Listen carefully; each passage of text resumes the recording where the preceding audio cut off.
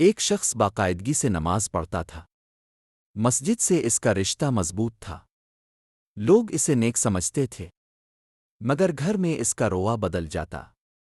چھوٹی بات پر غصہ، بات بات پر سخت لہجہ۔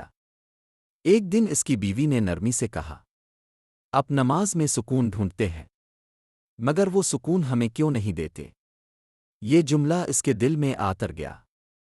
اس رات اس نے اللہ سے دعا کی، اللہ، میری عبادت کو میرے اخلاق تک پہنچا دے۔ اگلے دن اس نے خود سے وعدہ کیا، غصہ آئے تو خاموشی، شکایت ہو تو شکر۔